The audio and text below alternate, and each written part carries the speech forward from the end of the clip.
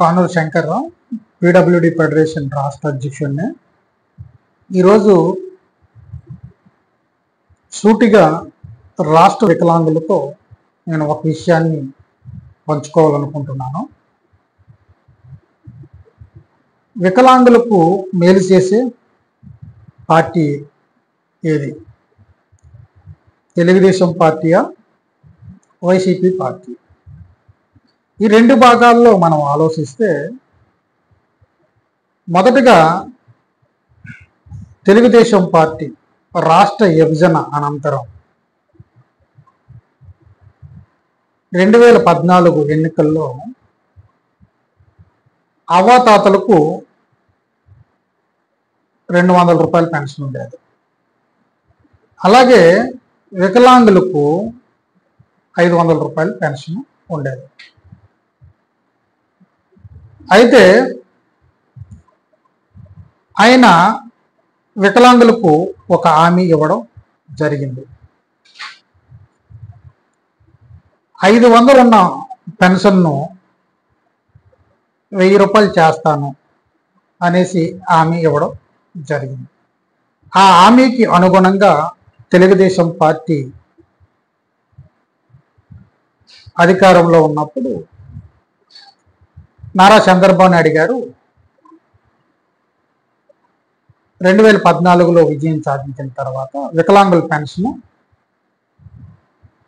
40% నుండి 79% వరకు వికలాంగత్వం ఉన్న వారికి 1000 రూపాయలు, 80% పైబడి ఉన్న వికలాంగులకు 1500 రూపాయలు పెన్షన్ చేయడం జరిగింది. కాబట్టి ఆయన ఇచ్చిన మాటను తూచా తప్పకుండా వికలాంగులకు సంబంధించిన పథకాలలో ఆయన ఇచ్చిన మాటను నెరవేర్చారు. అదే కాకుండా 2014 నుండి 2019 వరకు వికలాంగులకు అనేకమైన సంక్షేమ పథకాలను ఏర్పాటు చేశారు. అభివృద్ధికి సంబంధించిన విషయాలను కూడా ఆయన వికలాంగుల విషయంలో చేయడం జరిగింది. ఒకటి, మ్యారేజ్ స్కీమ్. వికలాంగులు పెళ్లి చేసుకుంటే అక్కడ విద్యా అర్హతతో సంబంధం లేదు. వికలాంగుడై ఉండి వివాహం చేసుకుంటే, అంటే వికలాంగులు కాని వారిని వివాహం చేసుకుంటే, వికలాంగుడి నిమిత్తము ఎవరైతే పెళ్లి చేసుకుంటారో వారికి 50,000 రూపాయలు మ్యారేజ్ స్కీమ్ అనౌన్స్ చేశారు. అది చాలా అద్భుతంగా పనిచేసింది. ఆ మ్యారేజ్ స్కీమ్ తీసుకున్న వాడిలో నేను ఒకడిని. 50,000. అట్లాగే 80% పైబడిన వికలాంగులకు వయసు 45% పెట్టి యాక్టివా స్కూటీలు ఇవ్వడం జరిగింది చాలా వరకు. అట్లాగే సబ్సిడీ లోన్లు కూడా ఇవ్వడం జరిగింది. అట్లాగే చదువుకున్న వారికి విదేశీ చదువు నిమిత్తం కూడా ప్రాధాన్యత ఇవ్వడం జరిగింది. కాబట్టి ఆ 2014-19లో ఉన్న తెలుగుదేశం ప్రభుత్వం వికలాంగులకి అనేక విధంగా సంక్షేమ పథకాలను ఏర్పాటు చేసింది. అట్లాగే 2019లో వికలాంగుల యొక్క పెన్షన్ 40% నుండి 70%, 79% ఉన్నవారికి 2000 చేశారు. అట్లాగే 80% పైబడిన ఉన్న వికలాంగులకు 3000 రూపాయలు కూడా ఆ దినాల్లోనే చేశారు. అయితే జగన్మోహన్ రెడ్డి గారు ఏం చేశారు అన్నదాన్ని ఇప్పుడు మళ్ళీ చూద్దాం. అయితే ఆయన హామీ ఇవ్వలేదు కానీ నెరవేర్చేశారు. ఈయన హామీ ఇచ్చారు. వైఎస్ఆర్సీపీ పార్టీ తరపు నుంచి అందరికీ 3000 రూపాయలు పెన్షన్ ఇస్తాం అనేసి అనౌన్స్ చేశారు. అయితే 2019లో వికలాంగులు తప్పటడుగు వేసినట్లుగా కనబడుతుంది. మనం ఏదో ఆశించాం, చంద్రబాబు నాయుడే ఇంత మంచి స్కీముల్ని ఏర్పాటు చేశారు సీఎంగా ఉన్నప్పుడు. జగన్మోహన్ రెడ్డి గారు సీఎం అయితే ఇంతకంతా మించి చేస్తారు అనే చిన్న తప్పిదం చేశాం. ఆ తప్పిదం మూలంగా 2019లో జగన్మోహన్ రెడ్డి గారు సీఎం అయిన తర్వాత వికలాంగులకు చేసేది ఏంటి? పెన్షన్ 3000 పెంచడం తప్ప అనంతరం ఏ యొక్క సబ్సిడీ లోన్లు లేవు. 2022 వరకు మ్యారేజ్ స్కీములు లేవు. అలాగే వికలాంగుల మ్యారేజ్ స్కీము కళ్యాణ మస్తు పథకంలో 10th క్లాస్ ముడిపెట్టి వికలాంగుల్ని నడ్డి విరిశారు. సిస్టర్ వ్యాలిడేషన్ అనే పేరుతో వికలాంగులు పూర్తిగా కొన్ని లక్షల పెన్షన్లు నిలిపివేయడం జరిగింది. చాలా బాధపడుతున్నారు వికలాంగులు. అలాగే బస్ పాసుల విషయంలో మెట్రోలకి బస్ పాసులు చెల్లకుండా చేశారు. అదే ప్రతి విషయంలో కూడా వికలాంగులకి ఏ విధమైన మేలు చేసే విధానంలో లేదు. మనమైతే 2019 నుంచి ఇప్పటి వరకు అనేక విధాలుగా సీఎం గారికి మన యొక్క డిమాండ్లను, మన యొక్క హక్కులను, మన యొక్క సమస్యలను చెప్పుకోవడానికి ప్రయత్నించిన ఆ సలహాదారులు సీఎం గారికి చెప్పారో లేదో తెలియదు. అట్లాగే మన యొక్క వికలాంగుల కమిషనరు చెప్పారో లేదో తెలియదు. మన వికలాంగుల చైర్మన్ చెప్పారో లేదో తెలియదు. మన వికలాంగుల వైసీపీ విభాగం ఏం చేసిందో మనకు అర్థం కాలేదు. కానీ నిన్నటి మేనిఫెస్టోలో సీఎం జగన్మోహన్ రెడ్డి గారు వికలాంగుల్ని పూర్తిగా మర్చిపోయారనే చెప్పాలి. మేనిఫెస్టోలో వికలాంగుల గురించి ఏమీ ప్రకటించలేదు. వికలాంగుల గురించి ఏ విధమైన ఆలోచన చేయలేదు. అయితే ఇప్పుడు మన వికలాంగుల సమాజం ఈ ఆంధ్రప్రదేశ్లో తేల్చుకోవాల్సిన సందర్భం ఉంది. 15 రోజులు కాలం ఉంది. వైసీపీ ప్రభుత్వం అధికారంలో ఉంటే వికలాంగులకు మేలు జరుగుతుందా? ఆల్రెడీ టీడీపీ జాతీయ అధ్యక్షుడు నారా చంద్రబాబు నాయుడు గారు వికలాంగులు మన ప్రభుత్వం వస్తే, అంటే టీడీపీ ప్రభుత్వం వస్తే 3000 ఉన్న పెన్షన్ను 6000 చేస్తాం అనేసి ప్రకటించడం జరుగుతుంది.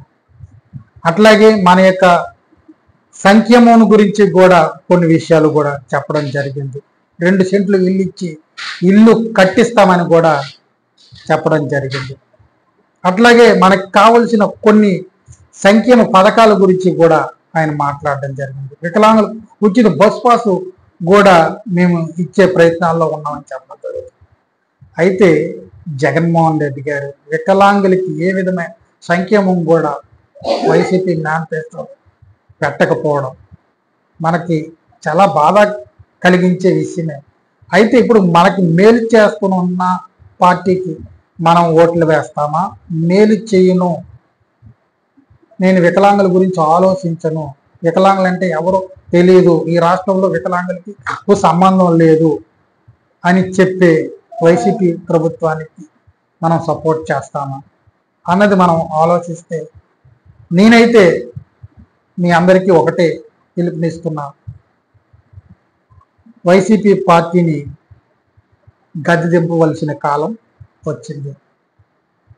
మన ఓటు అనే హక్కుతో, మా ఓటు అనే శక్తితో వైసీపీ పార్టీకి బుద్ధి చెప్పవలసిన అవసరం ఎంతైనా ఉన్నది. ఎందుకంటే ఈ రోజు వరకు, నిన్న ఏప్రిల్ 27 వరకు వైసీపీ మేనిఫెస్టోలో వికలాంగుల గురించి ఏదో పెడతారు, వికలాంగుల గురించి ఆలోచిస్తారు, వాళ్ళ మంత్రి వర్గానికి కూడా వికలాంగులతో సంబంధం లేదు, వారి యొక్క ఎమ్మెల్యేలకు కూడా వికలాంగులతో సంబంధం లేదు. వాళ్ళకి సంబంధం ఉంటే ఎందుకయ్యా వికలాంగుల గురించి మేనిఫెస్టోలో పెట్టలేదు అని వారి యొక్క ఎమ్మెల్యే క్యాండిడేట్లు అడిగే అవకాశం ఉండేది. అయితే వికలాంగులతో వైసీపీ పార్టీకి సంబంధం లేదనేసి క్లియర్గా చెప్పారు. ఇప్పటి నుంచి వైసీపీ జెండా పట్టుకున్న వికలాంగుల జాతికే అన్యాయం చేసిన వాడు అవుతాడు. ఒకసారి గమనించుకోనండి. మీ సొంత అభివృద్ధి కొరకు వైసీపీ జెండా పట్టుకుంటే వికలాంగుల జాతికి మోసం చేయడానికే పట్టుకుంటున్నారని నేను చెప్పగలుగుతాను. కాబట్టి మనం వైసీపీకి ఓటు వేస్తే మన జాతిని సర్వనాశనం చేసుకున్నవారు, వికలాంగుల యొక్క అభివృద్ధి సంక్షేమాన్ని పూర్తిగా నిర్వీర్యం చేసుకోవడానికి మనమే అన్ని హక్కులు ఇచ్చిన వారంగా ఉంటాం. ఒక్కసారి గమనించండి. రాష్ట్రంలో వికలాంగులందరికీ కూడా చేతులెత్తి నమస్కారం చేస్తున్నాం. ఒక్కసారి వైసీపీని గద్దెంపండి. జగన్మోహన్ రెడ్డి గారి అర్థం కావాలి. వికలాంగుల గురించి ఆలోచించలేదు, వికలాంగుల గురించి 5 సంవత్సరాలుగా పట్టించుకోలేదు. ప్రపంచ వికలాంగుల దినోత్సవంలో కూడా వికలాంగుల దినోత్సవంలో పాల్గొని వారి సంక్షేమం గురించి నేను మాట్లాడే ప్రసక్తే చేయలేదు అని గుర్తు రావాలి. కాబట్టి తెలుగుదేశం, జనసేన, బీజేపీ ఉమ్మడి కూటాన్ని గెలిపించే దిశగా ప్రతి ఎమ్మెల్యే క్యాండిడేట్కి కూడా ప్రతి నియోజకవర్గంలో మన యొక్క సపోర్ట్ ఉంది. వికలాంగుల ఓట్లు ఒక తెలుగుదేశం పార్టీకే పడ్డాయి అని ధైర్యంగా చెప్పుకొని దిశగా ప్రతి ఒక్కరూ కూడా ముందడుగులు వేయండి.